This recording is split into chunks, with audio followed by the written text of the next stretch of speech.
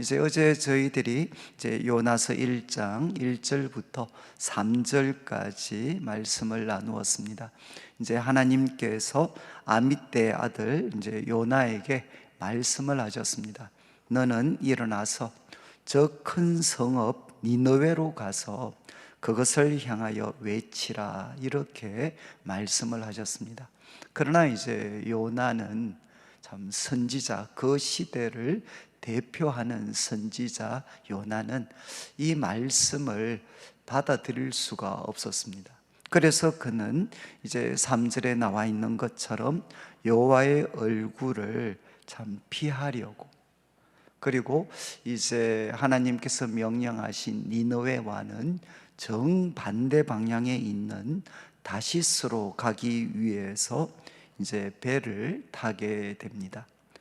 이제 오늘 이제 살피는 4절부터 말씀은 이제 그 후에 어떤 일이 요나에게 펼쳐졌는가. 그러니까 하나님의 그 명령에 참 거역하고, 그리고 이제 다른 하나님의 얼굴을 피하기 위해서 참 이렇게 도망한 그 요나에게 어떤 일이 일어났는가 하는 것이 이제 4절부터 기록이 됩니다. 이제 4절에 나오는 4절 말씀은 처음 이렇게 시작을 합니다. 그러나 여호와께서, 요나는 이제 여호와의 얼굴을 피하여 도망을 했는데 거기에 대해서 하나님께서 반응을 보이셨습니다. 그러나 여호와께서 큰 바람을 바다 위에 내리셨다는 겁니다.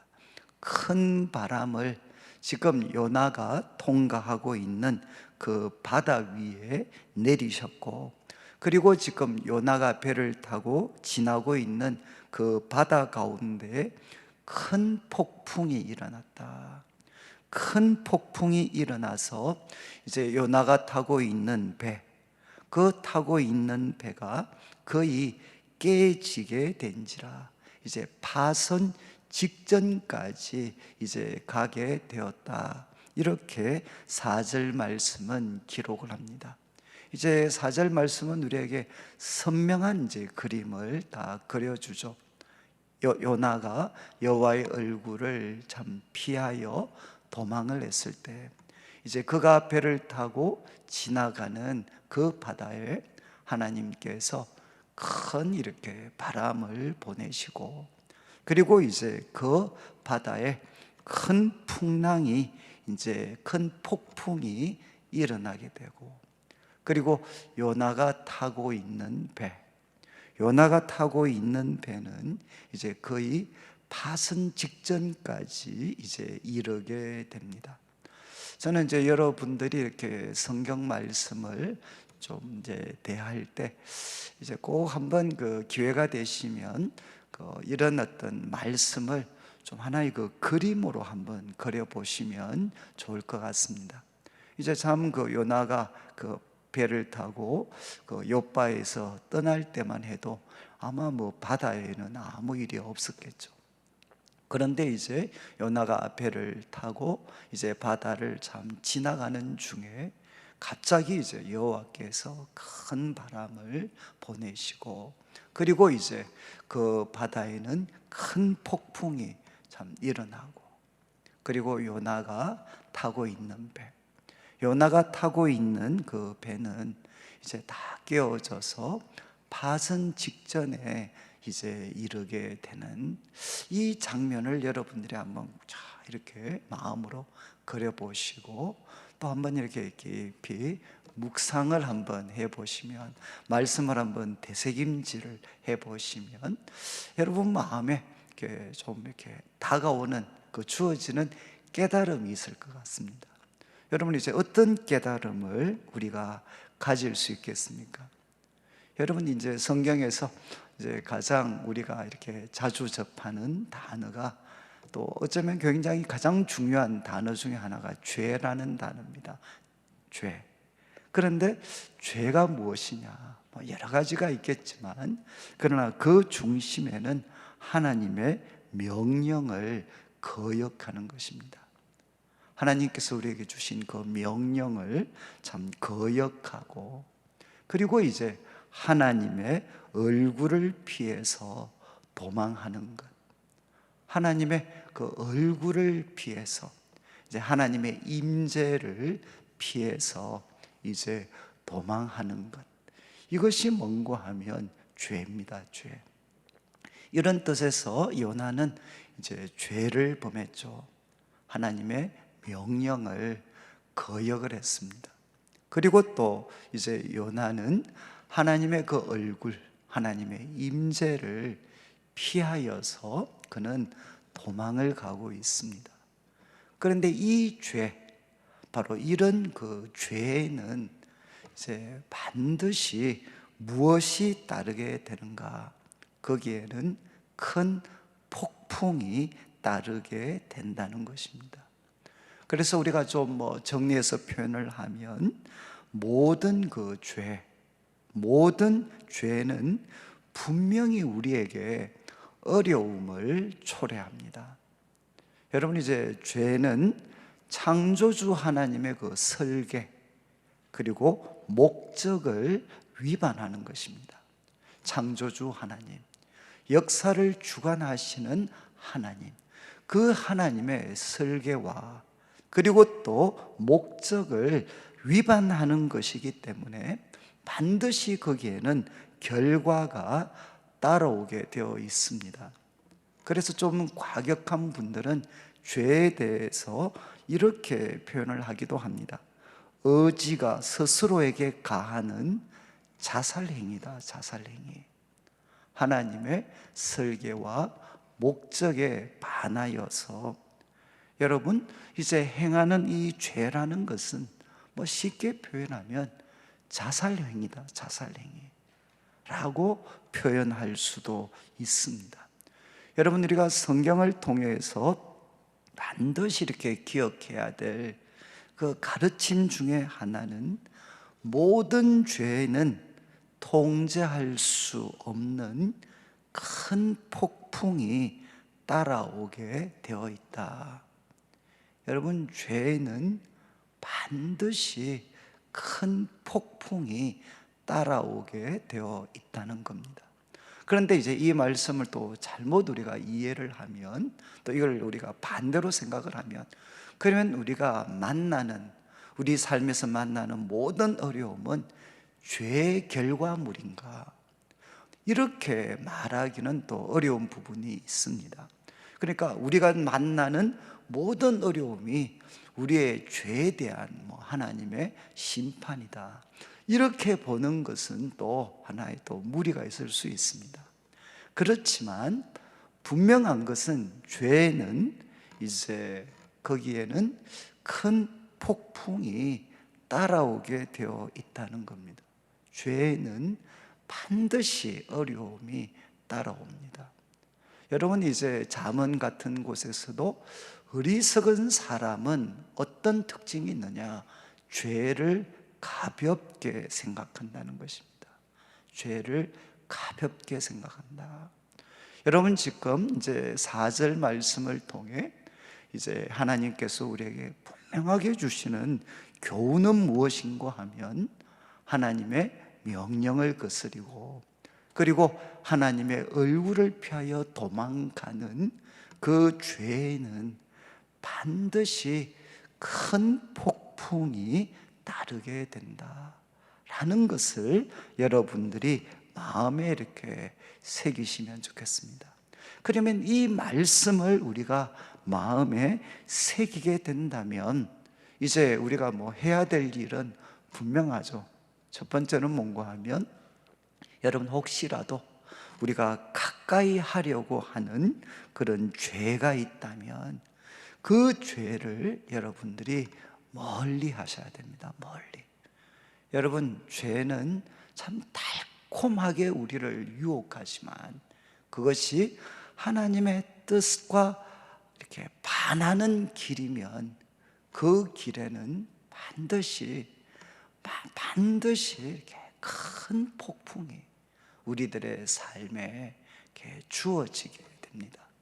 그래서 한 번밖에 없는 삶을 우리가 아름답게 가꾸기 위해서라도 우리는 어떻게 해야 되느냐? 죄를 멀리 해야 됩니다. 그리고 죄를 우리가 거절할 수가 있어야 됩니다. 그런데 이제 우리가 이 4절 말씀을 쭉 묵상하게 되면 지금 이제 우리가 처해 있는 상황을 돌아보지 않을 수가 없습니다. 지금 이제 우리가 개인적인, 또 우리 대구라는 도시, 또 우리 한국이라는 사회, 이 범위를 이렇게 넘어서서 지금 이제 이 온 세계가 코로나19의 이 폭풍을 만나서 정말 정도의 차이는 있지만 파선 직전까지 가는 이제 고통을 우리가 겪고 있습니다. 그러면 왜 하나님께서 천지와 만물을 창조하시고 또 역사를 주관하시는 하나님께서 어떻게 이 전 세계적인 이 코로나라는 이 폭풍을 우리에게 허락하셨는가? 여러분, 이 질문은 절대로 이렇게 쉽게 답할 수 있는 질문이 아닙니다. 저도 이렇게 잘 표현하기는 어려운 것 같습니다.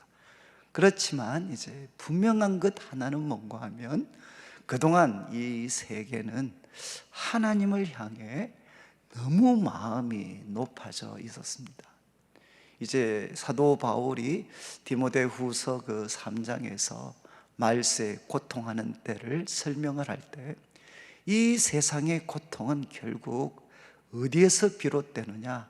사람들이 자기와 돈과 쾌락을 사랑하는 것에서부터 이제 이 세상의 모든 고통은 비롯된다라고 그가 이제 가르쳤습니다.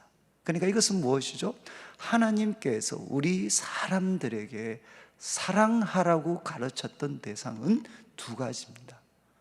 마음과 뜻과 힘을 다해서 하나님을 사랑하고, 그리고 둘째는 이와 같으니 내 이웃을 내 몸과 같이 사랑하라고 말씀하셨습니다. 그러니까 우리 인간을 창조하신 하나님, 역사를 주관하시는 하나님께서는 분명히 명령하셨죠. 하나님을 사랑하고 내 이웃을 사랑하라고 말씀하셨지만 말세에 고통하는 때가 되면 사람들은 이것을 철저히 거부하고 대신 자기 자신과 그리고 돈과 쾌락이라는 우상을 사랑하게 된다는 것입니다. 여기에서 모든 인간의 고통은 시작이 된다, 비롯된다 라고 가르쳤는데, 지금 이제 우리가 살고 있는 이 세상은 겉으로 보아서는 정말 화려하지만 누구도 부인할 수 없는 것은 무엇인가 하면 철저한 우상 숭배의 시대입니다. 인간을 향해 신이라고 높이고 있습니다. 사람들은 자기 자신을 사랑하고, 그리고 이제 돈을 사랑하고, 그리고 쾌락이라면 어떤 대가도 지불할 수 있을 만큼 사랑하고 있습니다. 지금 우리 한국 사회 코로나19와 함께 저는 그게 뭔지도 잘 모르겠어요. N번방 사건이라고 해서 정말 이제 저희들은 그 내용을 봐도 잘 이해가 되지 않는, 정말 인간의 탈을 쓰고 어떻게 저런 짓을 할 수가 있느냐라고 정말 그 사건에 대해서 조금이라도 들여다보면 치를 떨 수 있는 그런 일들이 지금 우리 한국 사회에도 만연해 있습니다. 여러분, 지금 우리가 살고 있는 이 세상은 자기와 돈과 쾌락을 사랑하는, 하나님을 철저히 버리고 우상 숭배에 빠져 있는 시대입니다. 그러니까 그것이 자연에 대한 약탈로 나타날 수 있고, 자국 중심의 이익에만 목숨을 거는 일들에 나타날 수 있고, 그러다 보니까 이제 세계가 하나로 묶여져 있으니까 한 군데만, 바이러스 하나만 통제를 벗어나도 이렇게 안전할 것 같았던 세상이 한순간에 그냥 스탑해버리는 이런 일들이 일어나고 있습니다. 그러니까 분명한 것은 하나님께서 이 전 세계를 향하여 마치 이제 주시는 하나의 교훈이죠. 자신과 돈과 쾌락이라는 우상을 섬기는 것이, 그것이 행복의 길이 아니고 멸망의 길이 될 수 있다는 것을 하나님은 우리에게 분명히 교훈하고 계십니다. 그렇지만 이제 요나스를 통해서 우리가 계속 살펴볼 때 이것은 세상에게 문제가 있을 뿐만 아니라 분명한 것은 하나님의 백성들에게도 문제가 있다는 거죠. 특별히 이제 요나서는 요나의 책임을 앞으로 우리에게 보여주게 됩니다. 여러분이 이제 우리가 함부로 이렇게 쉽게 단정 지을 수는 없지만 하나님께서는 이 코로나19를 통해서 하나님은 바로 자기 백성인 우리들에게 주시는 분명한 교훈의 말씀이 있습니다. 그런데 이제 요나서를 통해서 본다면 여러분이 이제 어쩌면 우리 성도들, 이건 우리 한국교회 성도들만이 아닙니다. 전 세계적으로 주님의 백성들이 신앙의 그 순전함을 철저히 잃어버렸습니다. 이것은 무슨 말인가 하면 여러분 이제 미국도 그렇고 미국에도 나오는 글들이나 우리 한국교회에 대한 글들도 특별히 보수 쪽에 성장하고 있는 이런 교회들에 대해서는 끊임없는 문제 제기가 뭔가 하면 우리는 지금 성경이 이야기하는 참된 하나님을 섬기고 있는가, 아니면 우리는 금송아지를 섬기고 있는가. 이것은 지금 이제 미국의 교회들도 그렇고 우리 한국 교회도 사실은 분명히 우리가 살펴야 되는, 우리가 지금 섬기는 하나님은 성경에 기록된 그 하나님을 우리가 섬기나, 아니면 바로 금송아지의 모습으로 바꾸어버린 하나님을 우리는 섬기고 있는가. 그리고 또 하나 우리가 요나에게서 살펴보겠지만 요나의 그 믿음은 사실은 참된 믿음이라기보다는 여러분 이제 그에게는 나중에 보면 우리가 좀 더 선명하게 살펴보겠지만 그에게는 언제나 하나님보다 이스라엘이라는 국가가 먼저였습니다. 이것이 앞으로 요나서를 통해서 계속 드러나는 요나의 어떤 하나의 문제죠, 문제. 여러분, 요나는 하나님과 그리고 이스라엘이 대립하면 그는 언제나 하나님을 버리고 이스라엘이라는 민족을 선택할 수 있었던 사람입니다. 그래서 그에게는 언제까지 하나님은 귀한 분이냐, 이스라엘에게 유익이 될 때까지 하나님을 섬기는 것이 의미가 있었지만, 하나님이 만약에 이스라엘에게 고통을 줄 수 있는 대상이라면 그는 어떻게 보면 하나님을 피할 수도 있었던 사람이었어요. 여러분, 지금 이제 우리 사회도 비슷합니다. 정말 하나님이라는 분이 우리나라, 그리고 또 우리 교회, 우리나라, 그리고 우리가 갖고 있는 문제, 내가 갖고 있는 생각의 방향대로 도와줄 수 있는 분이면 하나님을 섬기지만, 그 반대의 말씀을 하시면 우리는 하나님을 떠날 수 있는, 하나님의 얼굴을 피할 수 있는 사람들. 그래서 우리들의 마음은 하나님보다는 어쩌면 국가를 섬길 수 있고 우리가 추종하는 이데올로기를 섬길 수도 있는 그런 우리 마음들이 많이 되어져 버렸습니다. 여러분, 저는 이제 이 코로나19를 통해서 하나님께서는 이 세상을 정말 겸손하게 만드실 겁니다. 그렇지만 그거와 함께 하나님께서는 바로 자기 백성인 우리들을 하나님 앞에 한 번 더 낮추시고, 그리고 우리들의 마음을 정말 순전하게 만드셔서 하나님과 이웃, 성경이 이야기하는 참된 하나님, 그리고 그분이 원하시는 우리가 이웃들을 사랑하며 섬길 수 있는 사람들로 하나님께서는 우리들을 분명히 회복시키실 것입니다. 저는 이제 4절 말씀을 통해 꼭 기억하셔야 되는 것은 죄는 언제나 폭풍이 따르게 되어 있습니다. 여러분, 죄를 가볍게 생각하시면 안 돼요. 그리고 이제 5절 말씀을 보면 5절 말씀에 이제 두 부류의 사람이 나옵니다. 정말 배가 풍랑을 만났는데 사공들은 무엇을 하느냐? 그들은 두려워합니다. 그리고 각각 자기의 신을 부릅니다. 그러니까 종교는 달랐겠지만 그들은 기도를 했습니다. 그리고 이제 배를 가볍게 하려고 그 가운데 물건들을 바다에 던졌습니다. 그러니까 지금 사공들은, 그 배에 타고 있는 그 사공들은 최선을 다해서 노력을 했습니다. 두려움 가운데에서 그들은 자기 신들에게 기도를 하고, 그리고 이 배가 난파하는 것을 피하기 위해서 이제 물건들을 막 바다에 던지는 필사적인 노력을 그들은 하고 있었습니다. 그렇지만 5절 마지막 부분에 보면 그러나 요나는 무엇을 하느냐? 배 밑층에 내려가게 됩니다. 요나서에서 아주 인상적인 단어 중에 하나가 이 내려간다라는 단어입니다. 내려간다. 그래서 저희들이 살폈던 그 3절 말씀에 요나는 여호와의 얼굴을 피하셔서 욥바로 내려갔습니다. 그리고 이제 우리가 5절 말씀에는 배 밑층으로 내려가게 됩니다.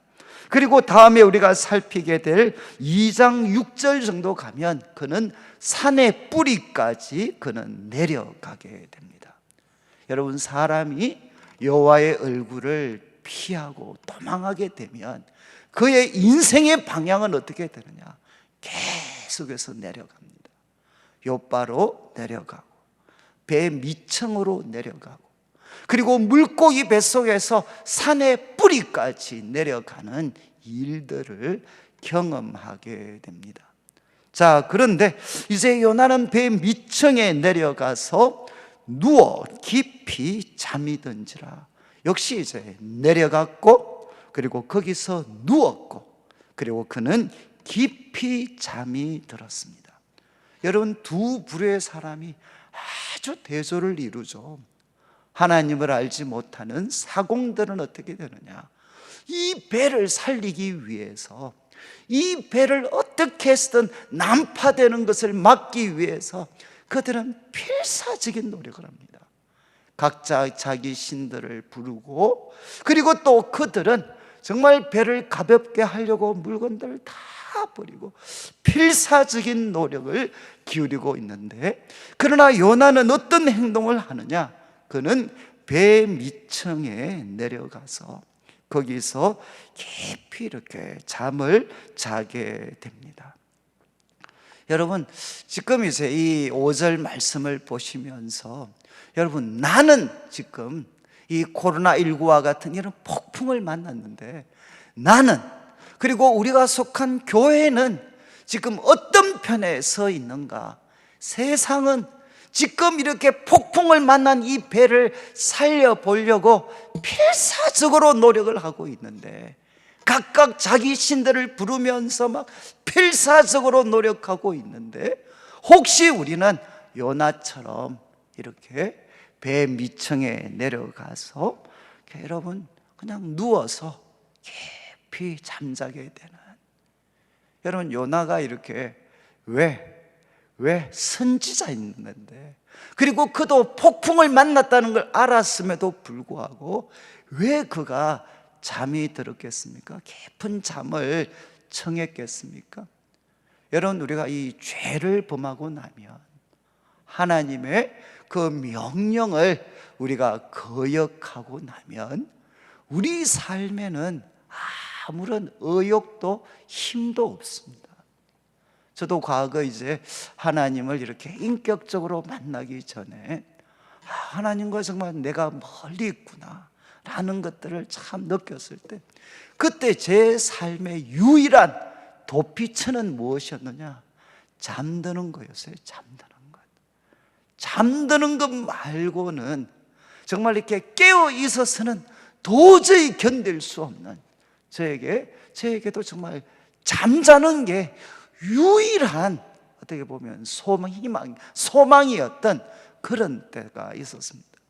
여러분, 지금 요나는 하나님의 얼굴을 피했기 때문에, 그리고 도망하고 있기 때문에 그의 삶에는 아무런 의미도 목적도 방향도 다 없어져 버렸습니다.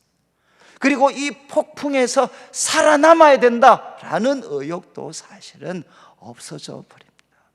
사람이 하나님의 얼굴을 피하게 되면 정말 말 그대로 살아있지만 그것은 살아있는 게 아닙니다. 그냥 깊이 잠들어 버리는 거죠. 잠들어 버리는 거예요. 여러분, 지금 나는 어떤 모습에 가까운가? 잠자고 있는 요나의 모습인가? 아니면 정말 이렇게 한번 살아보려고 발부둥을 치고 있는 세상 사람들의 모습. 그런데 이제 여기에서 더 나아가서 6절 말씀을 한번 보시면, 이제 6절 말씀에 선장이 그에게 가서 이렇게 이야기합니다. 자는 자여 어찌함이냐? 자는 자여 어찌함이냐? 제가 이제 NIV 영어 번역 같은 걸 보니까 How can you sleep? 야, 너 어떻게 잘 수가 있냐? 아니, 지금 이런 상황에서 어떻게 잠을 잘 수가 있냐? 잠이 오냐? 잠이. 그러면서 이제 그를 책망을 합니다. 그리고 이제 그에게 도전을 하죠. 일어나서 내 하나님께 구하라. 일어나서 내 하나님께 구하라. 여러분, 이 일어나서라는 표현 어디서 나왔죠? 3절에 2절에 하나님께서 요나에게 말씀을 주실 때 첫 번째 말씀이 무엇이었느냐? 일어나서 너 저 큰 성읍 니느웨로 가서 이제 그것을 향하여 외쳐라. 하나님께서 요나에게 도전하셨던 게 일어나라, 이 말씀이었는데 요나는 그 말씀을 이제 거역을 했습니다. 그러니까 요나는 누구한테 또 그 이야기를 듣고 있느냐? 하나님을 알지 못하는 선장으로부터 그 이야기를 듣고 있는 거죠. 야, 일어나서 너 하나님께 구해라. 혹시 하나님이 우리를 생각하사 망하지 아니하게 하시리라. 야, 너 하나님께 기도해라. 이런 와중에 어떻게 잠이 오냐? 가만히 있을 수가 있냐? 하나님께 기도해라. 혹시 너의 기도를 듣고 하나님이 우리를 생각하사 우리가 망하지 않게 하실 수 있지 않느냐? 일어나서 너 하나님께 기도해라. 여러분, 지금 이제 선지자 요나는 여러분, 하나님을 알지 못하는 그 선장으로부터 이제 질책을 당하고 있습니다. 질책을. 어떻게 너 잠이 오냐? 이 상황에서 여러분, 지금 선장이 요나를 향해 책망하는 이유가 무엇이죠? 아니, 지금 우리가 다 죽게 됐는데 너는 거기에 관심이 없냐? 우리가 다 죽게 된 이걸 보면서도 너 어떻게 잠을 잘 수가 있느냐? 그리고 이제 나중에 이야기하겠지만, 너가 만약에 하나님을 믿는다면 기도라는 믿음의 자원을 통해서 우리가 이 위기에서 벗어날 수 있도록 조금이라도 힘을 보태야 되지. 너 어떻게 잠을 잘 수가 있느냐? 여러분, 이 선장의 책망이 오늘날 교회를 향해서 세상이 퍼붓고 있는 말과 좀 같지 않습니까? 도대체 지금 당신들 뭐 하는 겁니까? 뭐 하는 것? 우리가 다 죽어가고 있는데 이거 안 보입니까? 당신들이 갖고 있는 그 믿음의 자원을 통해서, 아니, 우리가 좀 이 풍랑에서 벗어날 수 있도록 도와줘야 되지. 왜 자꾸만 이런 상황에서 잠이 옵니까? 이런 상황에서 어떻게 그런 행동을 할 수 있습니까? 여러분, 세상이 지금 우리를 향해 책망하고 있는 것 같지 않습니까? 지금 이제 요즘 건간에 한 2, 3년 된 것 같아요. 우리 교회 쪽에서도 교회 이제 개통해서 나오는 책에서 자주 등장하는 표현이 뭔가 하면 공공선입니다. 공공선. 여러분, 지금 이제 이 세상이, 그리고 이제 신학자들이 이제 도전을 하는 거죠. 우리 한국 교회를 보고 성도들을 보고, 여러분, 하나님께서 우리에게, 예수님이 우리에게 주신 최고의 계명은 무엇이냐? 남에게 대접받고 싶은 대로 남을 대접해라. 이게 선지자의 강령이다. 선지자와 율법의 가장 중심적인 교훈이다. 이렇게 예수님이 말씀을 하셨습니다. 그래서 이 말씀을 우리 성도들이 따른다면 성도들은 어떤 모습으로 드러나야 되느냐? 내가 대접받고 싶은 것처럼 남을 대접하는 거죠. 대접. 그래서 우리가 남을 대접하는 삶을 우리 성도들이 산다면 그 삶은 공공선에, 모두에게 선이 되는 그 일에 많은 기여를 할 것이다. 그런데 어떻게 이 예수님의 황금률을 가장 귀한 가르침으로 받고 있는 교회가 어떻게 공공선과는 오히려 뭔가 배치될 수 있는 그런 행동들 속에 빠져 있을 수 있느냐? 그리고 기독교 내부적으로도 지금 우리는 우리들의 성장, 그리고 우리들이 잘 되는 것, 교회의 성장, 여기에 관심이 몰입되어 있다 보니까 우리는 공공선에 대한 이런 어떤 도전과, 그리고 우리는 참 기여들을 올바르게 하지 못했다. 이런 하나의 그런 어떤 내부적인 각성의 목소리가 있습니다. 사랑하는 성도님들, 우리가 첫 번째는 이 풍랑, 하나님의 명령을 우리가 거역하면 여러분, 거기에는 반드시 풍랑이 따라오게 되어 있습니다. 그리고 또 여러분, 이렇게 풍랑을 만났는데 지금 우리는 무엇을 하고 있는가? 첫 번째, 이 말씀이 우리에게 주는 도전은 혹시 우리는 잠자고 있지 않는가? 이 문제를 외면하고 이 현실에서 도피해서 잠자고 있는 요나의 모습이 혹시라도 우리의 모습이 아닌가? 그리고 세 번, 또 하나의 질문은 지금 사람들은 이 폭풍 가운데서 죽어가고 있고 어떤 방법으로라도 한번 살 길을 찾아보려고 노력하고 있는데 지금 우리들을 향해 도전할 수 있는 거죠. 왜 당신들은 뭐 하고 있습니까? 이 풍랑에서 벗어나기 위해서, 우리가 이 풍랑에서 벗어날 수 있도록 당신들은 무엇을 우리를 위해 해줄 수 있습니까? 기도할 수 있으면 좀 기도하고 당신들이 할 수 있는, 이 풍랑에서 벗어나게 하기 위해서 당신들이 할 수 있는 것들이 있다면 좀 해주십시오. 세상이 우리에게 질책하고 그리고 간청하고 있지 않습니까? 이 목소리가 들리지 않습니까?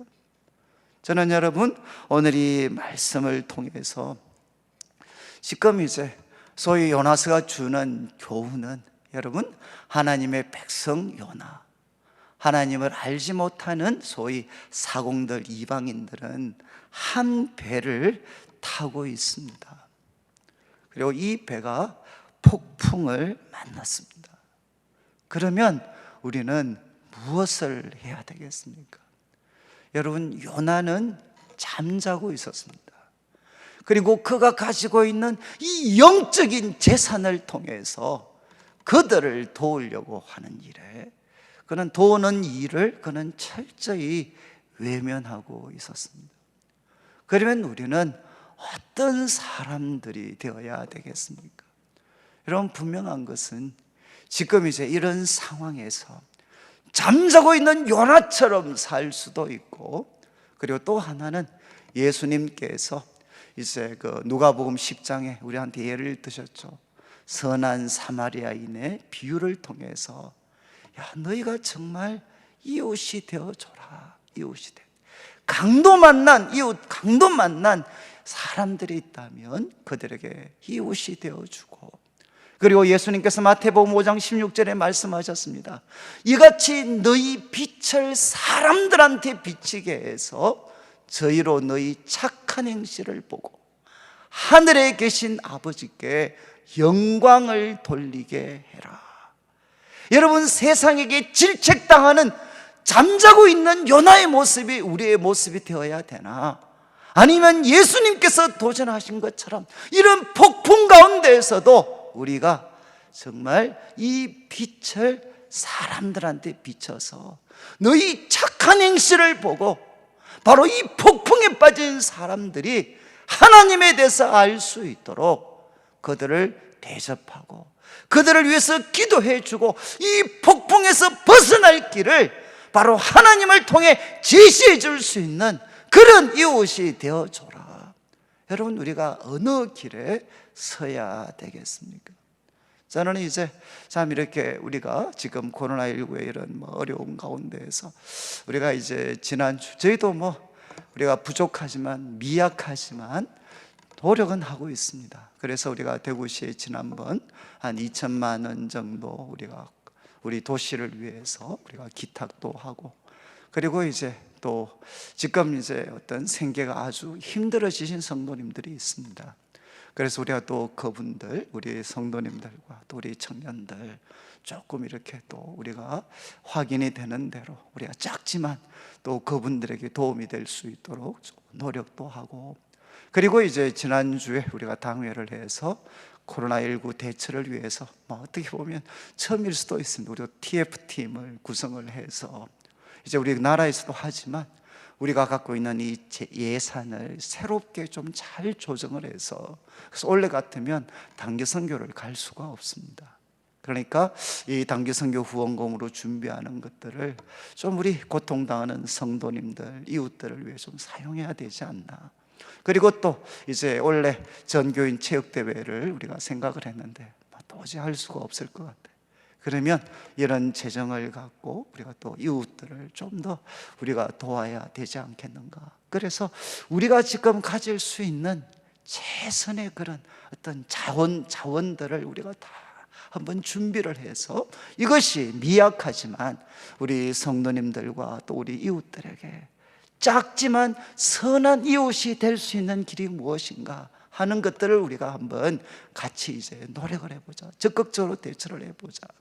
제가 이제 지난번에 그 익산이라는 곳에 가서 이제 부흥회를 한번 인도했는데, 항상 저는 익산이라는 도시에 대해서 궁금함이 있었어요. 그게 뭔가 하면, 익산은 우리 지금 한국에서 가장 기독교 복음화율이 높은 도시입니다. 한 거의 40%를 육박하는 도시입니다, 도시. 그런데 잘 아시는 것처럼 익산은 이제 원불교의 본산지입니다. 원불교가 그렇게 강하고, 그런데도 어떻게 그 도시가 이렇게 가장 복음화율이 높은 도시가 될 수 있었나? 저는 항상 그게 궁금했어요. 그래서 제가 한번 거기에 있는 분들한테 질문을 했습니다. 식사할 때 혹시 왜 익산이 이렇게 복음화율이 높아졌습니까? 라고 하니까 그때 한 분이 저한테 이야기하셨던 게, 목사님 혹시 어릴 때 이리역 폭파 사고 기억하십니까? 이렇을 말씀을 하셨어요. 제가 조금은 알죠. 이리역 폭파 사고 저희들이 아마 고등학교 때 일어났던 것 같은데, 그런데 하셨던 말씀이, 목사님 그때 이리역 폭파 사고가 터졌을 때 우리 성도님들이 처신을 참 잘했습니다. 그때 우리 교회가 처신을 참 잘해서, 그래서 그 주민들 마음속에 교회가 정말 선한 이웃으로 그들에게 딱 새겨졌다는 거죠.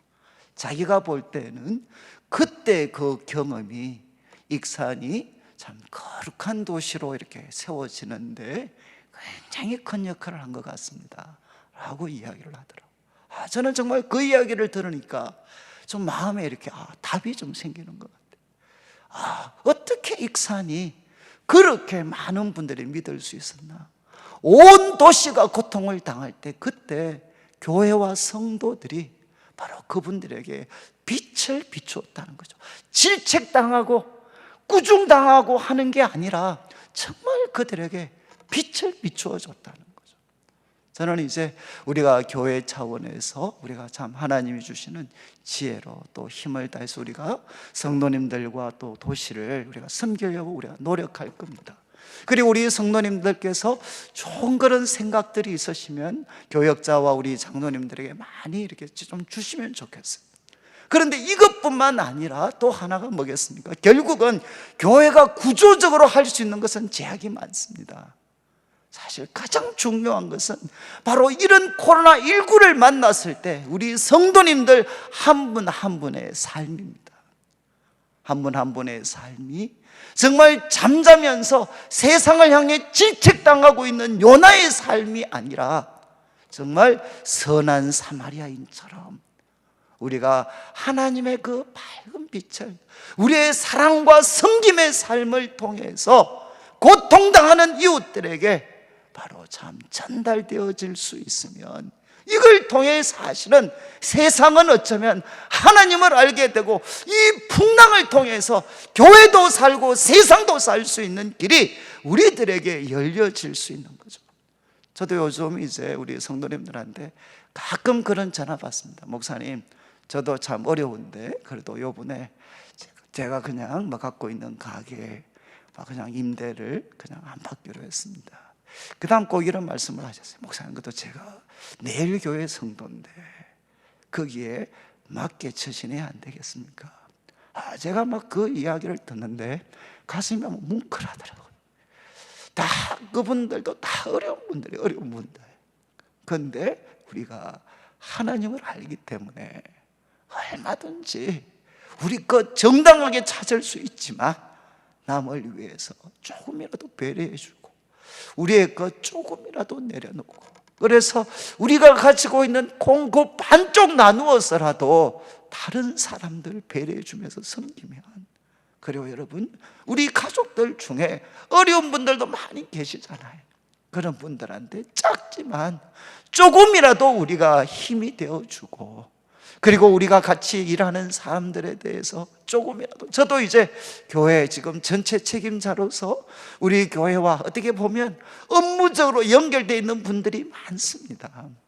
운전을 하시거나 아니면 크고 작은 일로, 그러면 제 마음에도 우리가 멀리 있는 사람도 섬겨야 되지만 우리 교회와 연결된 분들에 대해서 교회가 조금이라도 힘이 돼줄 수 있도록, 정말 그분들이 세월이 지났을 때, 그때 힘들었을 때 교회가 그래도 조금이나마 세상 사람들과 달리 우리를 대접해 줬다, 참 두고두고 고맙다 라는 이야기 들을 수 있도록, 저는 이제 사랑하는 성도님들, 저는 우리가 코로나19의 이 거센 광풍 속에 있지만 어쩌면 이때가 우리 그리스도인의 진가가 나타날 수 있을 때입니다. 여러분, 요나처럼 이 현실을 외면하고 잠자고 있는 그 자리에 서지 않고 예수님께서 말씀하셨던 선한 사마리아인처럼 우리 주위에 있는 어려운 사람들에게 작지만 그들을 위해 기도해주고 그들에게 작은 사랑이나마 나누어주고, 그리고 함께 힘이 되어 주어서 오히려 이 고난의 때가 하나님의 빛이 이 어두운 세상 속에 빛나게 되고, 그리고 정말 사람들의 가슴 속에 교회에 대한 분노와